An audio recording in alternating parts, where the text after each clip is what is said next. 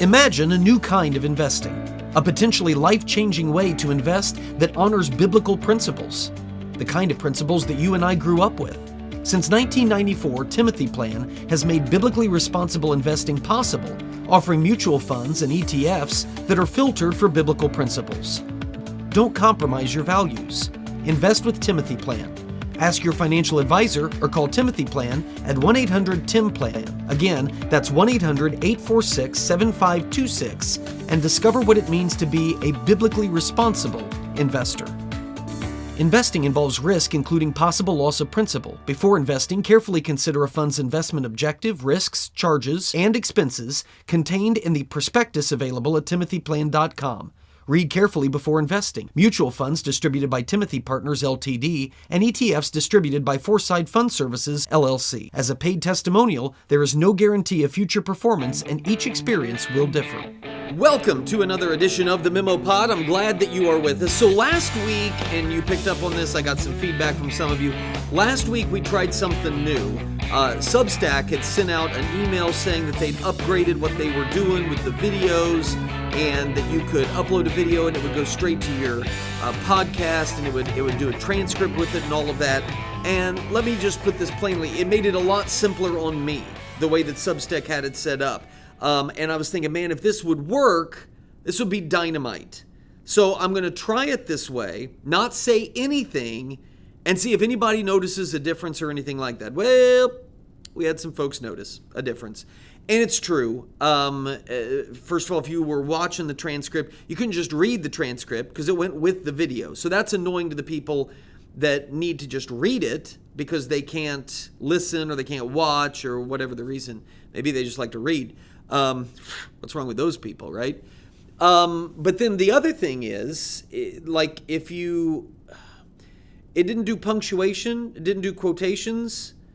So I was talking to our human transcriber who works tirelessly to do all this by hand regularly for us. And they told me that if you read the transcript, it looks like my son told me that he was transgender.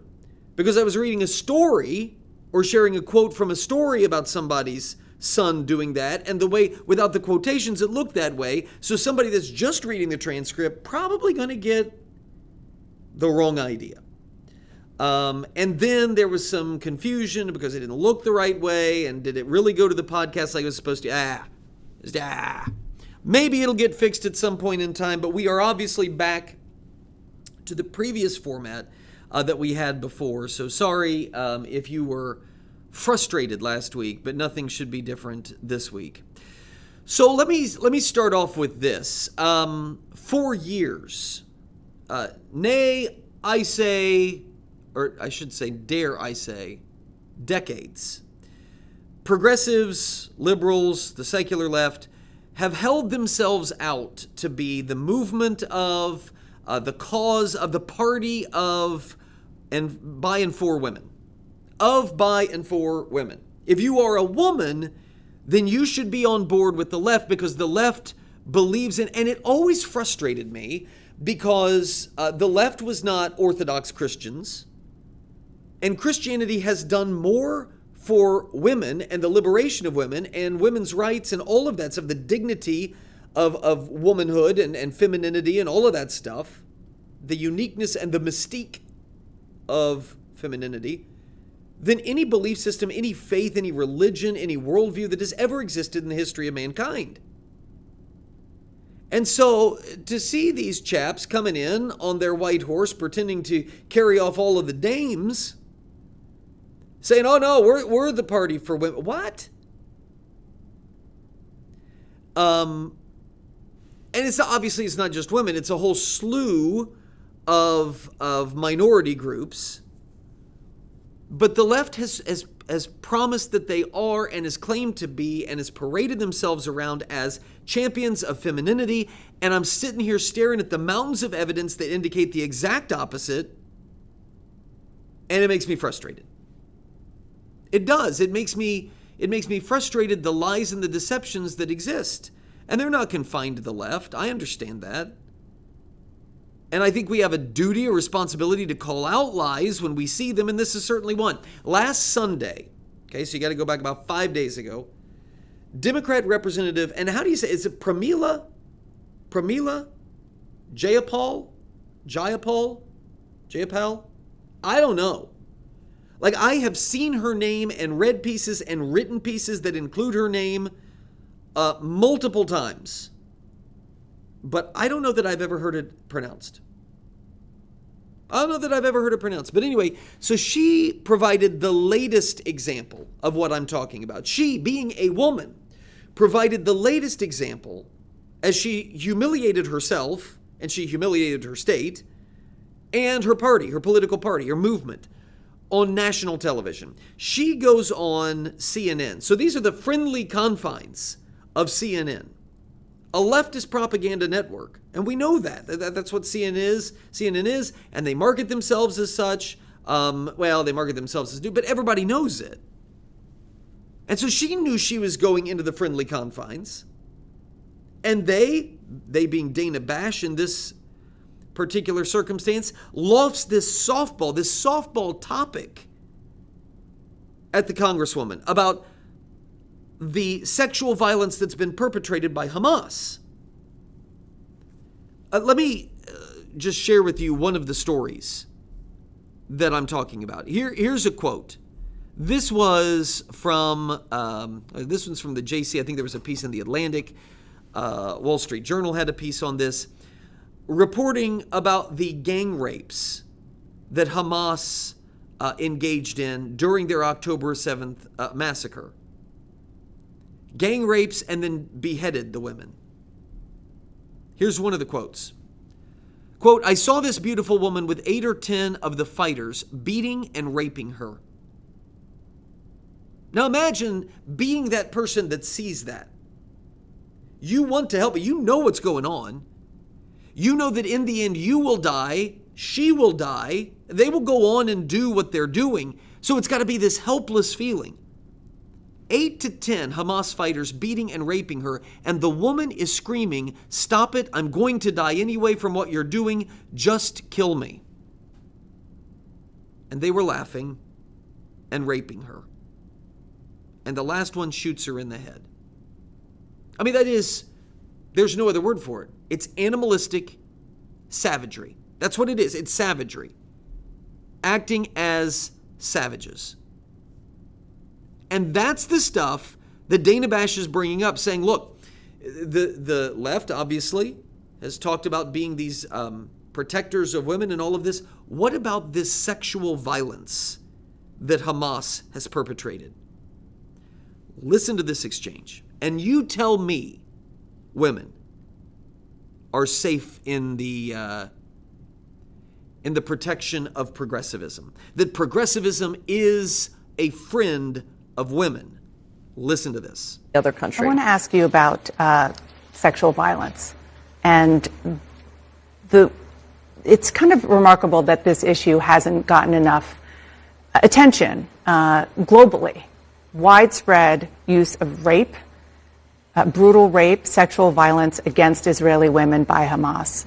I've seen a lot of progressive women, generally speaking, they're quick to defend women's rights and speak out against using rape as a weapon of war, but downright silent on what we saw on October 7th and what might be happening inside Gaza right now to these hostages. Why is that?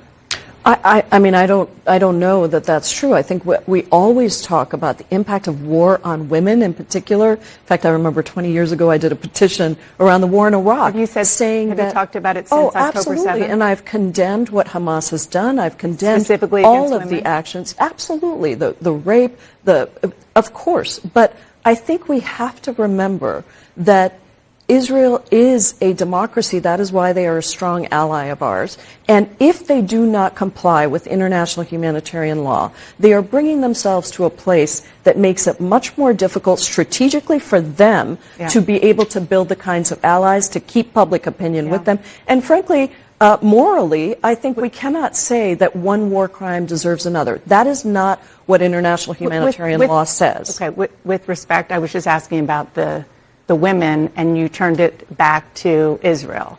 I'm asking you about Hamas. In fact, I already answered your question, Dana. I said it's horrific, and I think that rape is horrific, sexual assault is horrific. I think that it happens in war situations. Terrorist organizations like Hamas obviously are using these as tools.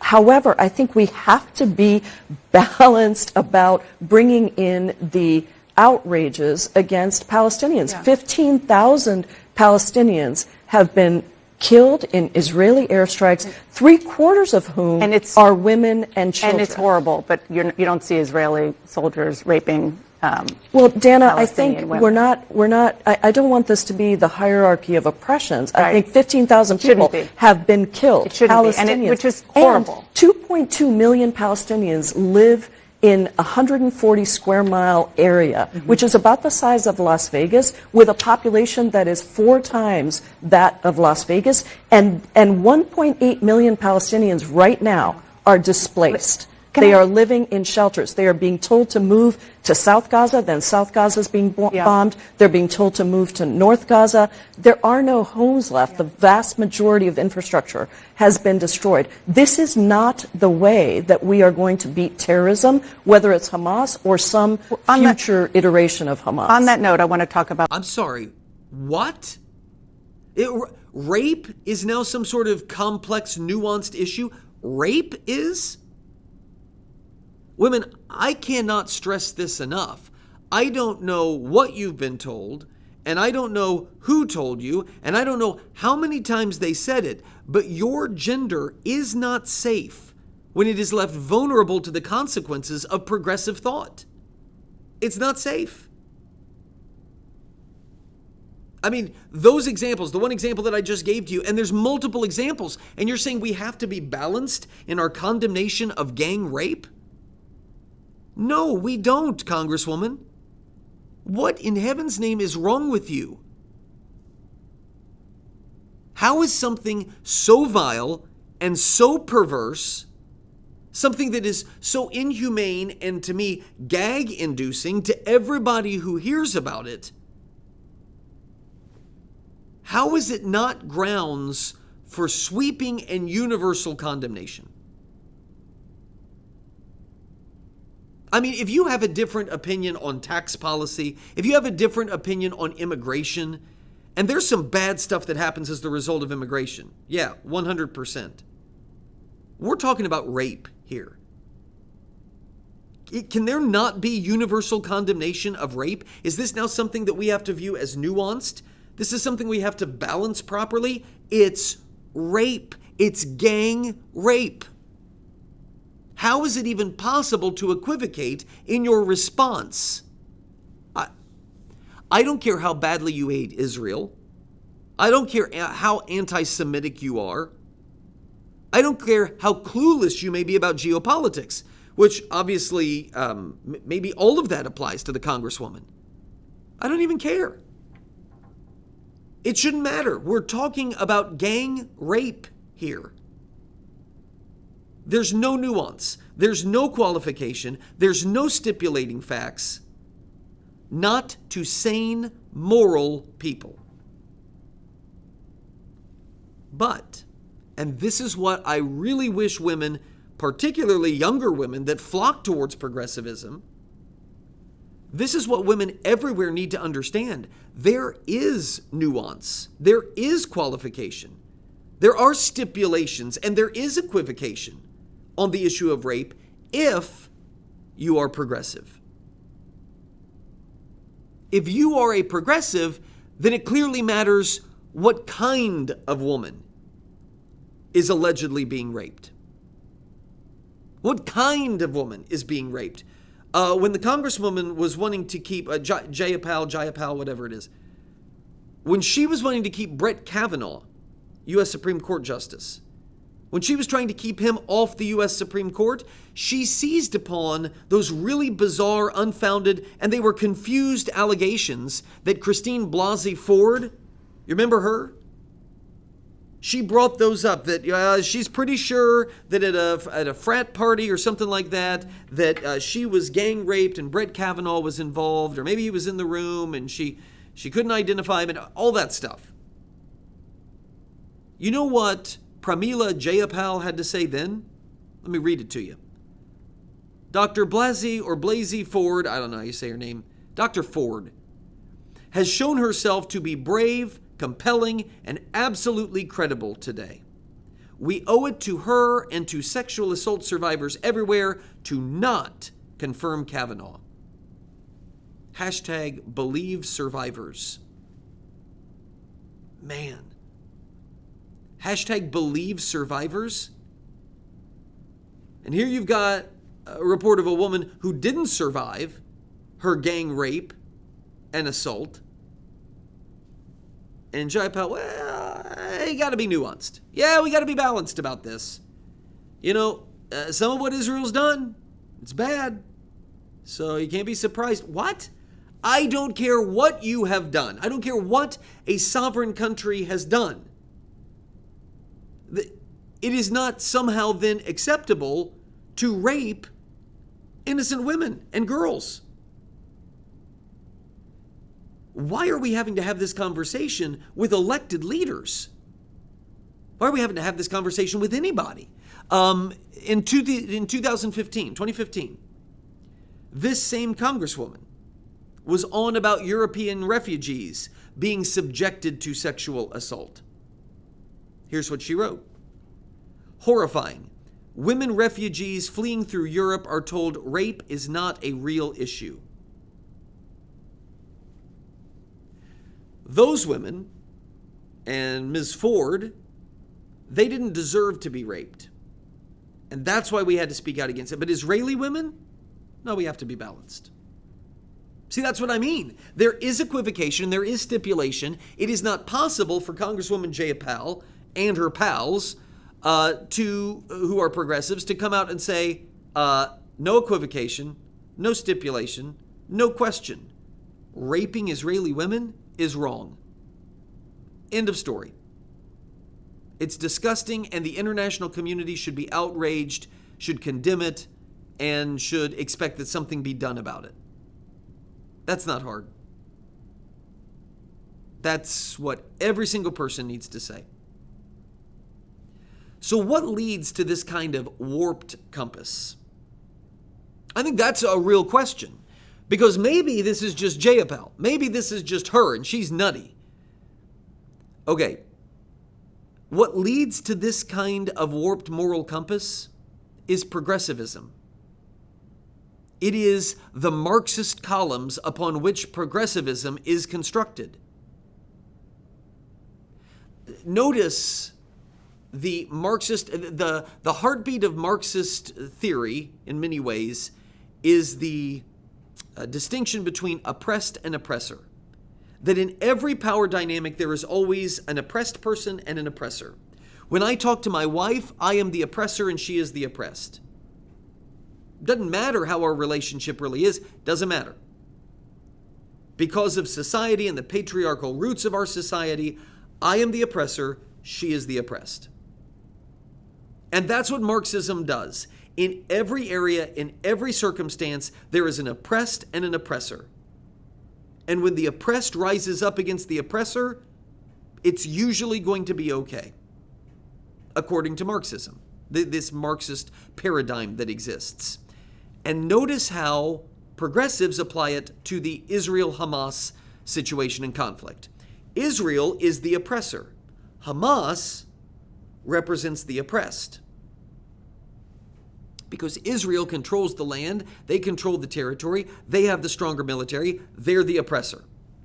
Hamas, they are the oppressed. And if you ask any Marxist woke scholar that is currently residing in an American dorm room, I'm using the term scholar loosely, obviously. If you ask them, can an oppressor ever be oppressed? You will get an unequivocal no. An oppressor can never be oppressed. You can't really be racist against whites in America because whites are the oppressor. So in progressive thought, see how this plays out. Sure, those Israeli women are being raped, but they are part of the oppressor class, and their rapists are oppressed. Do you see how radically stupid this is? Somebody is raping somebody else, but they are somehow the victim. They are being oppressed. That's what we're talking about here. That rape becomes just part of the necessary resistance. It's a resistance rape is what it is. Look, I'm telling you, this philosophy is so vile, and it's so corrupting, and it's so pervasive at the same time. I mean, don't think that this is confined to just the situation in Israel. Don't look at Congresswoman Jayapal and just say, well, that's just another anti-Semitic lawmaker. It's an anti-Semite doing what they do, justifying rapes against the Jewish people. No, this is endemic. It's not a one-off or a two-off. This is part and parcel of woke, Marxist, progressive thought. That's what it is.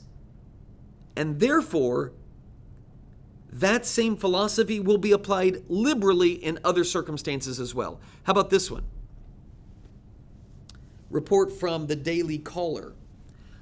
Eight of the nine men who gang raped a 15-year-old girl get no prison time. Oh, another gang rape. 8 of the 9 men who gang raped a 15-year-old girl get no prison time. This is from the story. A female psychiatrist testifying on behalf of the defendants argued that their alleged gang rape was a, listen, quote, means of releasing frustration and anger stemming from their migration experiences and socio-cultural homelessness.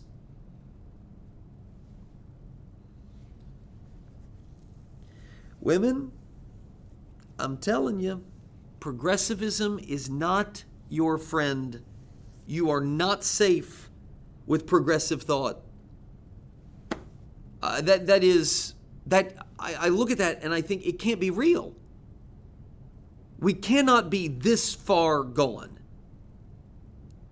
That 8 out of the 9 dudes that gang raped a 15-year-old, well, they were just releasing their frustration and anger because, they are migrants and they've had a rough go of it, and so they're just acting out.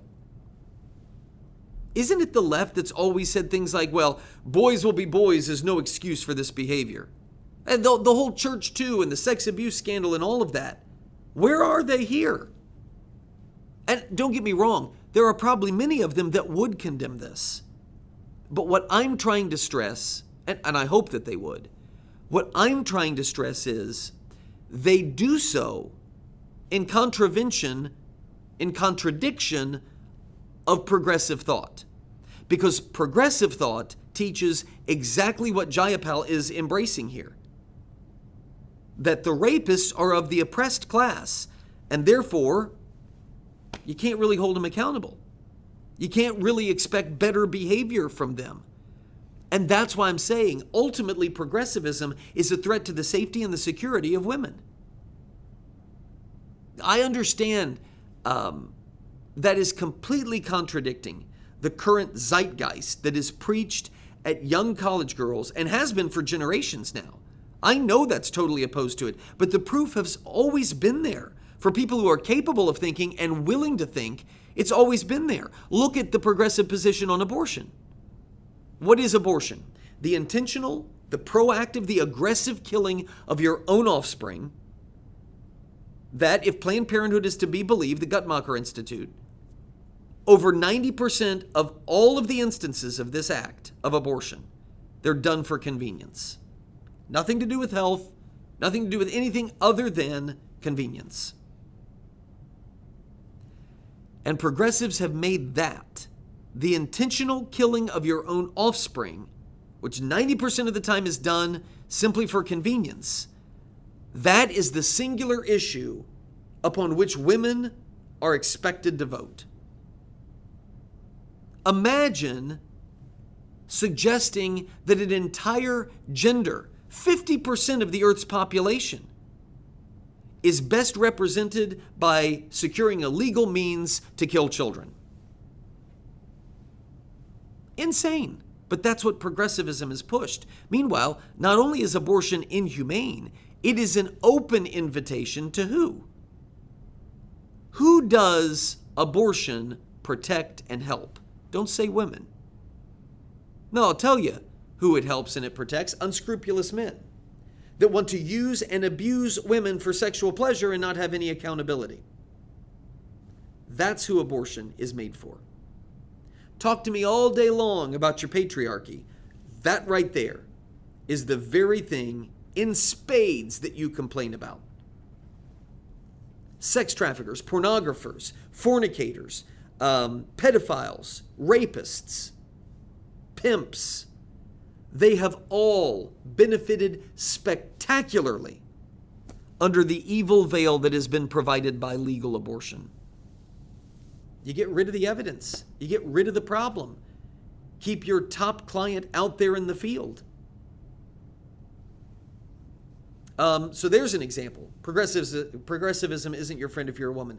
How about this? Progressive liberals are the ones at the forefront of the transgender insanity that belittles and diminishes the uniqueness, the exceptionality of femininity. Do you know how badly transgenderism and transgender theory demeans women? Being a woman, according to the leftists that push this, it's little more than just a state of mind and cosmetics.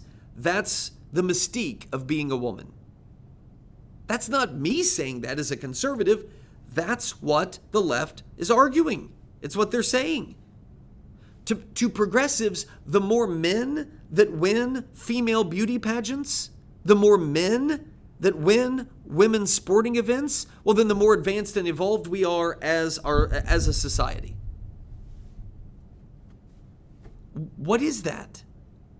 It's conservatives, interestingly enough, and Christians, interestingly enough, that are pushing back and saying women should not even agree to compete against men. Put an end to it. But here's the left saying, men are better than women at a lot of things, most things, everything, including being a woman. Men make the best women. That's what progressivism is saying. There is, I'll go back to this, a reason that Christianity has done more to liberate and to lift up, elevate the status and the stature of women than any other belief system in the history of the world. And I'm simply hoping that it can do it again. I hope that there's enough of a remnant of Christianity that it can take root, take hold, and grow and blossom, and help liberate those who today are shackled with the misogynistic chains of progressivism. That's what I hope. Your thoughts welcome. Peter at peterheck.com. That is Peter at peterheck.com. Would love it if you'd send me an email my way, or of course you can comment down below. For those of you who are paid subscribers, and I would love it if all of you were paid subscribers, it's really simple. You can do the $10 a month, or if you want cheaper, it's a great gift for the holidays. Just do $100 for a year and it's paid for. Done. And you get the memo that comes out Monday. You get this MemoPOD that comes out on Friday. You get the Bible teaching on Wednesday every week. Keep what you want, what you're interested in, discard the rest. And we're growing this community of like-minded believers, which I think in the days ahead is going to be really important. But anyway, let me explain what I was getting ready to say. In the memo this week that came out on Monday, and I sent it pretty much to everybody, or at least, I didn't send the whole thing to everybody, but I sent at least a preview of it, like the opening of it, to free subscribers. But in it, I talked about, if you read it, this whole notion of gay surrogacy. Gay couples having a woman, paying a woman to grow their baby inside them, grow a baby inside them, and then at the moment of birth, they want to take it out of its mother's arms and give it to a gay couple. Gay surrogacy. And I wrote about Christians and Christianity's opposition to this stuff. I now want to give to you, who are paid subscribers, the single worst response to the gay surrogacy controversy. Like, I truly am struggling to believe that this guy that said this is actually real. People tell me that he is, but I'm really struggling to believe it. You will not believe, truly, you will not believe his evaluation of the whole thing. It's just, of the gay, I can't. But I'll share it with you when we come back after the break. The rest of you who are free, I'll see you next week. Unless, of course, you want to go to that email and click the button, upgrade to paid. Just do it one time for the year. Be a lot cheaper that way. And then you can see the rest of it too. But not trying to pressure anybody. Would love to have you part of what we're doing. So check that out. And those of you who are paid, stick with me. I'll be right back. The Memo with Peter Heck.